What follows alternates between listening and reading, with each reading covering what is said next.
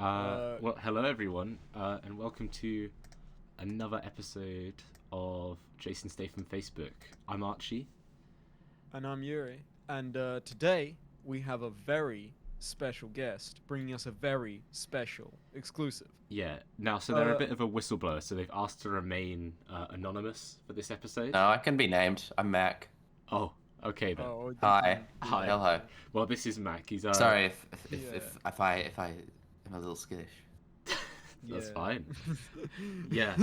I've not done something like this before, and I think it's very important that when I do it, it's meaningful and it's with a significant publication that can really help get some of the word out there. Yeah. Yeah, Yes. I mean, you've totally come to the right place. And it's a very I'm important issue. I'm very glad. Yeah. Thank you. Would you like to explain what your position is? All right. Okay. So, when I was 2 years old, I was originally born in the south of England, as I've since learned. I was removed from my family and taken to what many think to be Australia, but it's actually New Zealand, and I'm sure we'll get into that later. I was raised there in a foster family, and a foster family, even worse, of bad theatre actors. Oh my god, that's terrible. Oh, wow. as- That's harrowing. That's very As is harrowing. true for That's- everyone that grows up in this place. And what we were trained to do, and what I was trained to do around these bad theatre actors, was to pretend to be an Australian. And what we would do is we would pretend to have been, the relatives and families of people living all over the world. And we'd call them and write letters to them. And we'd make friends on the internet and run accounts and send photos with these stuffed effigies of this weird animal that doesn't exist called kangaroos that you think are just hopping around somewhere. Yeah. And That's what they teach us at school. occasionally we'd get sent abroad for these, long sting operations, to really just start convincing people, particularly Londoners in bars that we exist. And obviously, you And- have the propaganda movies like Crocodile Dundee and Crocodile Exactly. Dundee. Yeah. The filming of those movies is terrifying in how they get made, but I'm not even sure I want to preach that topic. Yeah. Um, no, it I must be very understand, traumatizing for you to bring up. It's a little bad. I've been out for 3 years. I managed to steal a kayak, and Yeah.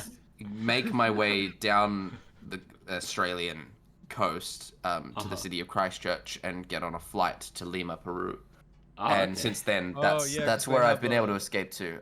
This is my home now. Are you happy yeah, to I've reveal managed to where get out. you're talking to us from, or are you still in I Peru, just or said can you not Lima, say? Peru. Still, Yeah, still I Peru. still live in Peru. Peru's a big country. I live in a little cave. I'll be fine. If you say so. Yeah. I'll be completely fine. You do kind of give off the whole cave dweller. That's how you sound of it. Yeah. Not meaning You learn anything by to that. when you speak and it echoes a great deal. You become a little timid voiced and quiet, to avoid the I've actually been in a silo in Barbados for the past 2 weeks now because they keep canceling my flight to the UK. So Yeah. I've also They don't want you learned back. to- It's too dangerous for them. Yeah, it's I'm too sexy for the. You're not getting back after this episode, I assure you. Oh yeah. No, Oh yeah, the, no. this, I've already set up plans to blockade my house and defend everything. I'm actually Yeah, it's recording this kind from a of a- different location, so that they can't get me. Yeah. Very clever. Very clever. Yeah, Very good. I wish I'd and been this that smart, but actually- I had to flee. Yeah, this actually moves us on to what we're talking about, which, as you may have guessed, is officially how Australia is not real. Mm. And really, I think we can't make any bones about it. We need to figure out the reasons why. And the main reason is simply that Britain just doesn't like poor people. No, never have done. And Probably yeah. never will. Sadly. Still doesn't. Exactly. Yeah. Matter of fact. Yeah. yeah, I mean, with how they were obviously put into slums, and when rural peasant workers weren't seized, they were put in slums.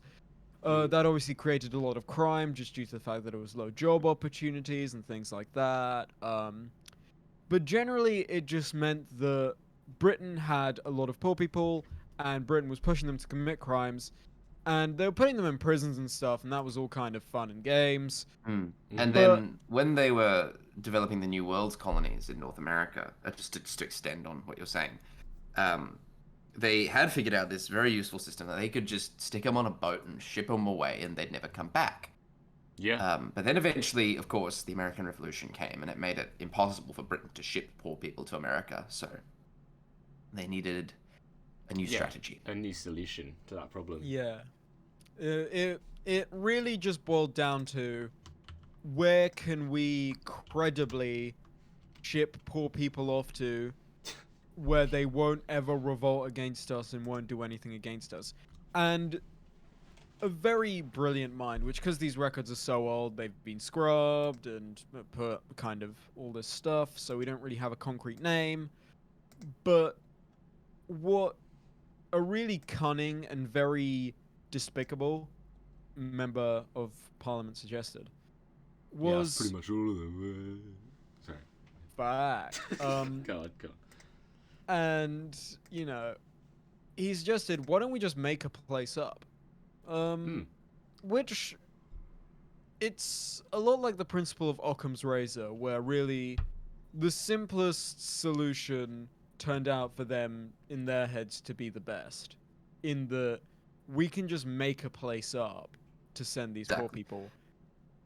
Yeah.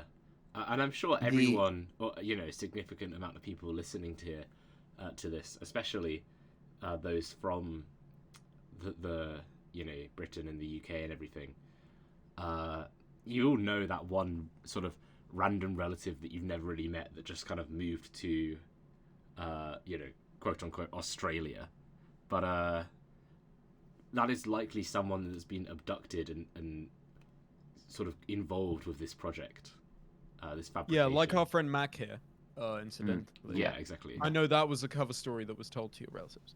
Yeah. Of course. Yeah. Many people have been lied to. You can't escape it if you live in Britain. No, you really can't. Yeah.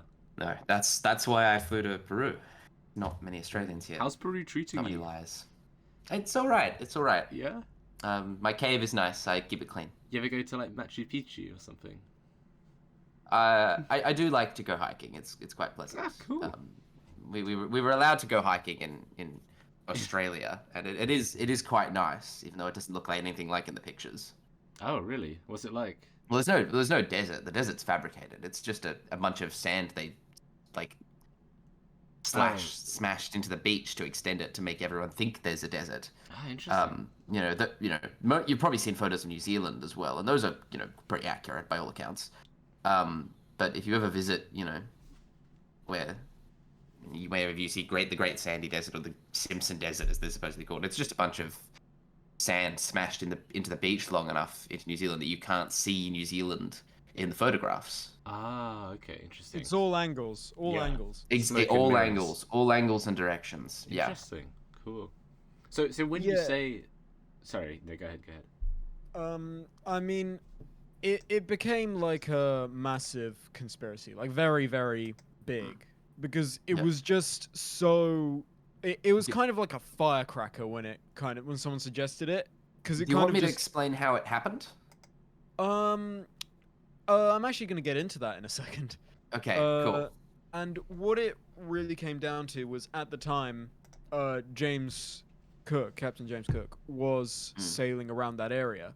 But James Cook had collaborated with some Dutch explorers who had sold him phony information on this big Terra Australis place, which I don't know if it was named that at the time off the top of my head, but it's what it became known as, which later became Australia. And he found the North Island of New Zealand, which he said, okay, this is Australia. He was the one that did actually determine that they were two separate locations, and then proceeded to find, fully map out New Zealand and set aside the North Island for use by Australians. Ah, okay, interesting. Yeah. And pretty much that came at like the perfect devil's crossroads for these guys planning a new location. And they were like, okay, so New Zealand is in prime position in the South Pacific to be as remote as possible. And New Zealand has a big enough island that we can like fairly easily convince people is a different place called Australia. Yeah, And you might so- have noticed actually, New Zealand fails to appear on many maps. They just kind of leave it off, and that's sort of a little byproduct of this whole Australia situation. Yeah. Yeah. What the map situation does is it actually, many people think that the world is a certain diameter and it's, you've got 24 hours in a day. It's not true. You actually lose 2 hours because on all the maps you'll see it as, and so everything has to be shifted to account for this. New Zealand's sort of just off the coast of sort of, PNG and Indonesia. It's actually right in the middle underneath it, and they extend the Pacific Ocean to hours or whatever. And then they have to fiddle with the clocks to get everything to fit. Yeah, and obviously big mechanical clocks were being invented around this time. Exactly. So you that know people could fiddle with them. Yeah. Exactly. Yeah, people Fiddler's needed clocks, something to so fiddle why with. not? They just lined up. Yeah. Mm. It was actually Yeah, part the of the an Wellington anti-masturbation office is campaign. where everything's controlled. It's where they pull the strings in London, in San Francisco, in Beijing, to Oh. control and make sure that no one figures out Oh wow. the discrepancy with the time. Who's fiddling all of these clocks? I don't want It's to go. British people. British as, people. As you know, The Department have- of Clock Fiddling of the New Zealand/Australian government is too big to go into and far too terrifying. like the Even though Department my of Defense. location in Peru and yours in the Bahamas is or wherever you are is secret, they can find out. They will do it. How big are And the they will clocks that come. they fiddle? All the clocks. They will come. They will fiddle your clock. They will You come can't to escape. fiddle my know, clock. I know They will fiddling touch your your clock clock. sounds like a silly, ridiculous phrase, but I'm dead serious. Don't mess with the Department of Clock Fiddling. It isn't worth it. I do not want them to come and fiddle my clock. Why are you laughing? The Department of Clock Fiddling is no joke. I'm No, laughing. they're It's a pumping nervous laughing laughter. gas. I'm scared. Yeah, they're pumping laughing gas. Okay, I understand. That's a They're reasonable pumping. reaction. That's a reasonable reaction. I understand. It sounds like a very scary department. That's all. It Yeah, is. My clocks very jump around strong. hours all the time because that's what they've done. And a big department too. Yeah. Half the population. Half the population. Yeah. Half the population. Yeah. What involved in this? In the clocks. Yeah. Is it like It's a a big Stasi department. thing? It's a big department. Yeah. I wasn't in that department. I was in the acting department. But Oh, okay. Yeah. Is You're that the where you big picked up that sort of accent? this is forced upon us. We have Is to. it interesting? Yeah. Yeah, it's so ridiculous. yeah. I almost couldn't believe it was real. It was fabricated in the early 1910s to sort of deal with the evidence that was required when they were sending over fake troops for the Boer War. Oh yeah. So that they developed the Australian accent and the Australian image, I suppose, how they were to present Australians to the world Yeah. in preparation for an inevitable conflict. Interesting. And obviously that conflict came in 1914. Exactly. With exactly. Gallipoli. Yeah. Yeah, that was the first big rollout of like the Australian project, wasn't it? Exactly. It had been tested in the Boer War, but that was only a few thousand liars and actors as opposed to the And obviously many hundreds we of have thousands to- used. We have to note the fact that they were never specifically called Australian troops. They were always called Kanzuk, or like Cans, I guess. Well, Anzac typically, so that they could blend them in with the more legitimate New Zealand troops. Yeah, the legitimate New Zealand and Canadians. Yeah. where Who obviously also that knew had about, problems. who could also assist them in the lie. Yeah. And so after, Gallipoli and sort of all of that died down, of course, they wanted to expand the Australia project, and that's when they decided to build Canberra. Yeah. And that's, you know, most of the listeners, unless you're already familiar with this whole thing, probably just know that as the capital of Australia. But it's actually more of a sort of Area 51 military base kind of thing. It's quite hard to get to because you it's been not there? actually near New Zealand. Very briefly, I was very young. It was sort of a weird diplomatic mission where I had to play the role of some just son of a senator for a visiting dignitary. So kind of like a training mission sort of thing. Not really. I was pretty experienced. I was just quite young. Oh, right. Okay, sorry. It's I was acting for some of the the most important scrutinizers in the world. These were sort of American and British dignitaries, and they were sort of negotiating some submarine deal or something. And I was sort of playing the role of just the son of one of the Australian, I think it was a senator, and I had to pretend and be like, oh yes, I love you, daddy, yes, whatever. Is that what you said? Harrowing. I don't think no. That's just an example of the sort of thing an okay. 8-year-old might say to their senator father in public around American dignitaries. But I had to do that, but I haven't been back since. But to give you a rough idea of the location of Canberra, because it's not actually on New Zealand, this is why it's so hard to get to. It's actually in the South Island of Hawaii, which is sort of why if you might have seen Australians joke about it, about how Scott Morrison, our supposed prime minister, flew to Hawaii and then lives in Hawaii and is really the king of Hawaii. That's because he pretty much is. When we're making those jokes, that's Australians screaming for help. Oh wow. They're trying to communicate. He lives there. That's where he is. Wow. He's never. I don't even think he's ever been to Australia. He just stays in Hawaii. Oh, sorry, not Australia. I don't think he's been to New Zealand at the very least. He just stays in Hawaii and.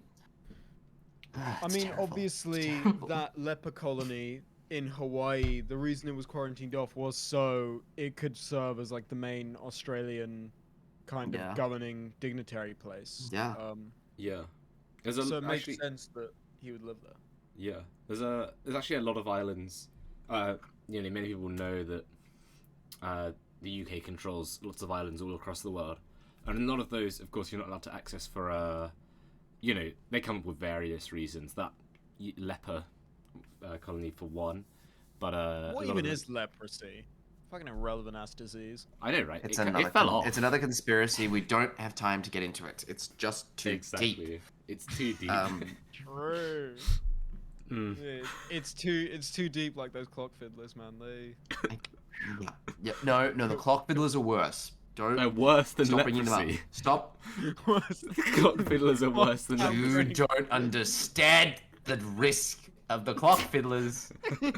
Leprosy is nothing. You would wish for all your limbs to fall off if you endured what I endure because of the fucking clock fiddlers. Damn. That sounds rough, bro. It's awful. But yeah. Yeah, they control all these islands, and a lot of them are shut off for like, protecting endangered species or something. It's actually just expansions of the Australia project on all of those little islands. Yeah, exactly. Well, they more departments of everything. Clock fiddling, actors, you name it, it's there. Clock fiddling, Department of Drop Bears is another important one. Department of Drop Bears? Yeah, the Department of Drop Bears. Well, what's that about? So, well, to sort of briefly explain it, one of the problems they have is that when they started marketing Australia to the world, people started, as they do, they go, that sounds interesting, I want to visit. And yeah, of course. Then we had the issue of potentially being flooded with tourists who could potentially see past the charade. So we needed to, one, develop a system by which tourists could be flown to the North Island of New Zealand, experience a wonderful holiday there, and not know it. And two, we needed a way of scaring off as many of these tourists as possible. You can't get rid of all of them because some of them are, nut jobs or American, and you can't just get rid of them. And unfortunately, it's very challenging because we have to use truth serum on the British people because they all have relatives down here. or relatives. They're actors who have Yeah, been of either course. hijacked from birth or don't really exist. But they have people they And want to so- meet. Yeah, Yeah. yeah, exactly. So you need to create sort of these, very, very deep operations for visiting British tourists so that they can meet their relatives and spend time and have all these, big gatherings and parties or whatever. And occasionally you've got to send them back to the UK so they don't get confused. You often have to do the same thing with Canadians and Americans as well. There's quite a lot of people that have Australian relatives in the world, and it's hard to deal with. It's a big part of the operation. But one of this got sidetracked, but the important thing is that the Department of Drop Bears is very significant. Sorry. Yeah. It's a complete myth, along with most of the animals, but this myth had a secondary purpose of frightening as many people as you can. Obviously, everyone's heard of and understands what a koala is. It's sort of just a reasonably cute chlamydia-filled bear.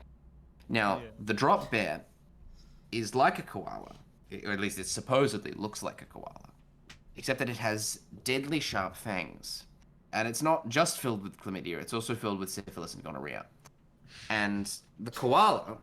There's a lot of disease in Australia, isn't there? Leprosy, syphilis, gonorrhea. Well, all out there. as we all know, lying breeds disease, and so all the liars there breed disease. So, Do you have syphilis or leprosy or anything? I've been cured since coming to Peru. Oh, wow, okay. Cool. Are you sure?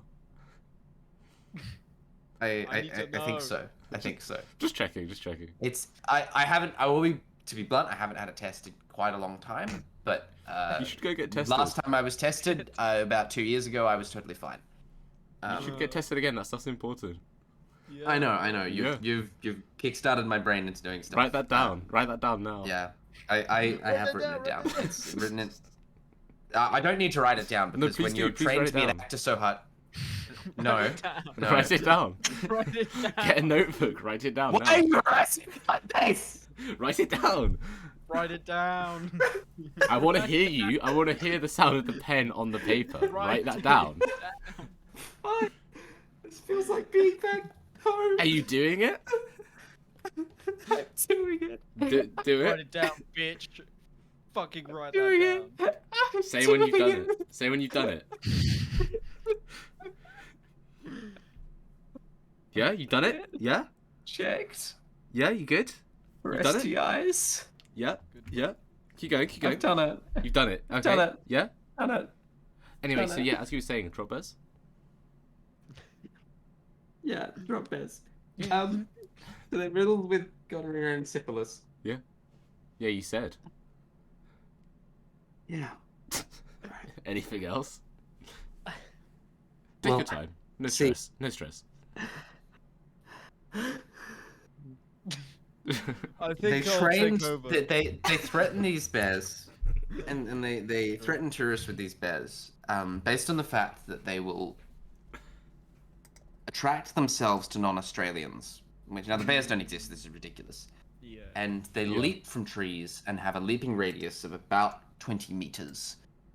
And the idea being that the drop bears will land on the tourist's back, nibble into their neck, get them to run to the airport straight away, and give them gonorrhea, syphilis, and chlamydia.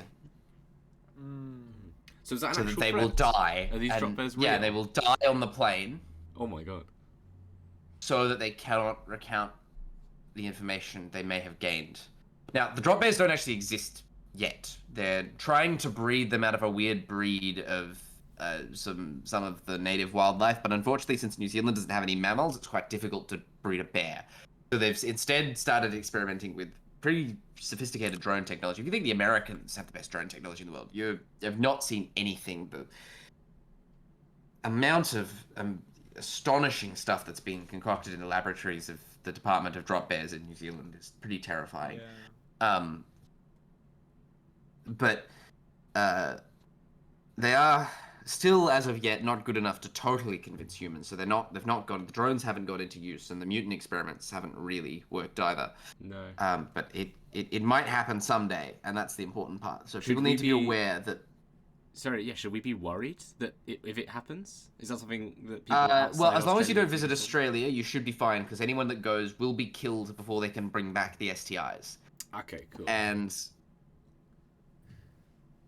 Yeah. I guess that's why all Australian wildlife just has kind of got the reputation of wanting to kill you. Like, we've all seen a video of a kangaroo fucking jumping through a It's windshield. totally Yeah. fabricated, all CGI. All CGI. Wow, that's quite Yeah, impressive. the things in zoos, in other zoos, those aren't CGI, to be fair. They're puppets. I think you did an episode recently on the gnome fact. They're played by gnomes. They're Oh. we're the biggest. New Zealand is the biggest employer of gnomes It's kind of a in the crossover world. episode. Yeah, Damn. sort of. Yeah, Might have to make a gnome coming. someday. maybe. But no, they employ a lot of the gnomes all over Europe and China and South America and North America to pretend to be Australian animals, and to further deepen the lie. So, do you ever meet gnomes while you're at work? Or No, when we you never were... we never meet them. There aren't any. There are very few in Australia, New Zealand, whatever you want to call it. They just work in the zoos. Oh, okay, interesting. There are a few, but I never saw them personally. There's very few of them, and they're very secretive. They don't want to be known, and they don't. I do feel a little bad for throwing the gnomes under the bus under like this. They're just trying to make some cash. But they are in fact linked to the Australia conspiracy, unfortunately. But they're very embarrassed about it. That's why no one else knows about this. I think I would like to actually bring up a piece of media that tipped me off to this whole conspiracy, and that's actually an Austrian film by a visionary director, Michael. I don't know the German way of saying Michael, the Funny Games person, if you know what that is. He made a film called The Seventh Continent in 1989. It was his debut film. And it's basically telling the story of a family that kill themselves. Yeah, that's really sad. But the key element is the fact that they lie to everybody and say that they are going to Australia. And that really got me thinking, because Australia is only really portrayed as, even though it's supposedly the largest island in the world, it was portrayed as just a beach, as just like the small, tiny beach. And that really got me thinking, you only ever see like a small, maybe field size panorama of Australia. You don't really get that kind of conclusive, concrete picture of how big Australia is. Yeah. And really, what signified to me was the fact that this film was selected as the Austrian entry for Best Foreign Language Film at the 62nd Academy Awards, or Oscars, but was not even accepted as a nominee. And oh, wow. I think that comes down to the fact that it's just too real in terms of it depicts the average experience of people who do say they're going to Australia, or people who are threatened with going to Australia, even today, because it's still a problem today, as our guest has outlined, as a person who was kidnapped. The project is still ongoing and expanding even. Yeah, it's dangerous. No, I can understand. I haven't seen the film, but I can understand the frustrations and the art that could emerge from such a terrible thing, as having to go to Australia or even considering it. So I understand. That makes sense. Yeah. And really, what we can kind of mostly say about this is the fact that, if you have an Australian friend, in inverted commas, they don't really exist. Yeah, they're not. They're and I probably think- not real. Yeah, and I think that's where we can really leave it. We would like to extend immeasurable gratitude to our guest. Yeah, Matt. thank you for coming Really- on. It's a very brave thing to do. Yeah, It's lifting the I leg just up. I just needed somewhere reputable to tell my story, and you you've came to us. given me that. Yeah. Yeah. I now know to go get checked for STIs, so I will be fine. Good. Good. But most importantly, we'd like to say, please like, comment, subscribe, Share with your share friends. with your friends. Send this family. episode to your you mum. need no. Sharing is a moral duty to you all. So many people are suffering because of Australia.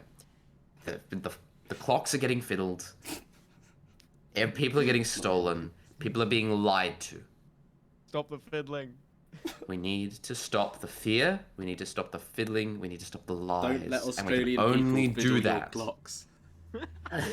Don't even let them touch. And your we can clock. only do that if you spread this around. I'm perfectly happy to come on anyone else's show if they want more information.